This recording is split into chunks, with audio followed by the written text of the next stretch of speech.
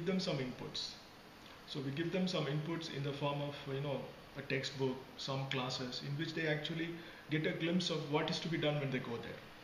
Part of it is some debriefing that happens. Old paradigms don't work in the new context. So we sort of tell them in advance what are the old paradigms and what are the new paradigms that you have to adopt. So to some extent we sort of give them instructions before they go into the swimming pool, some instructions on what they can expect. So to that extent they are aware. But for all of them, almost all of them, this is possibly the first time they are exposed to a village. So it is shocking. It is shocking, and they almost they assume they'll be able to make a difference. They can do some startling things, and which really doesn't happen that easily. Leadership is the toughest of all things in this world. Nobody wants a leader to begin with. So they somehow get to learn their aspiration levels, maybe toned down a bit. You really can't at the end of 1 year make a huge difference and make this village one of the best villages in the country. It's not possible. But yeah, in terms of learning, they learn a lot more than leadership. They learn a lot about how different human beings can be, how different India can be. So they come to understand, and I somehow feel more than leadership, this divergence of thinking, looking at things from very different perspectives, is an important part of education. Education has to make people think differently.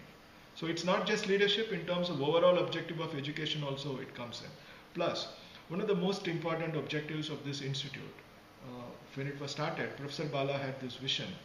We want to develop holistic human beings, and as symbolized by by that tower of reflection, passion with compassion, mobility with nobility, ability with humility, and success with integrity. So the objective of this MBA program is to develop holistic human beings, not just competitive individuals who can master the market and predict stock prices. Okay, so this is primarily achieved through this Karma Yoga project. When you go to the villages and you see those human beings, then you understand what compassion means. So that way, this institute is able to achieve its goal of building a holistic human being. And we also give a separate certificate for those students who complete this throughout the year. Certificate of Holistic Development along with their PGPM or PGDM certificate. So it does make a difference in the lives of the villagers as well as in the lives of our students.